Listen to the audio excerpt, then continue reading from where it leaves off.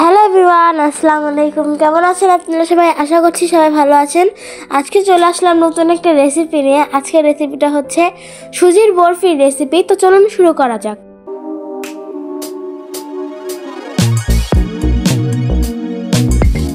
তো এখানে প্রথমে আমি কড়াইতে দিয়ে দিলাম একটু সয়াবিন তেল, তার মধ্যে দিয়ে দিলাম ঘি।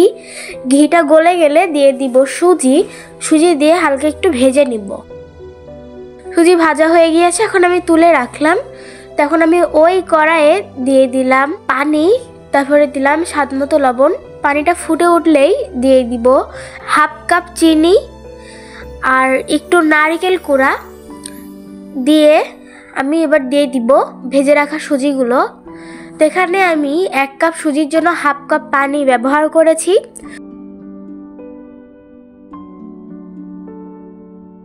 তো এখন আমি একটা প্লেটে একটু ঘি মাখিয়ে নিয়েছি। তো দেখুন আমার এই সুজির ডোটা কিন্তু কড়াই থেকে ছেড়ে আসছে, মানে সুজির ডোটা কিন্তু পারফেক্টলি হয়ে গিয়েছে। এখন আমি প্লেটে ঢেলে নিয়ে আমি আমার মন মতো শেপ করে কেটে নিব।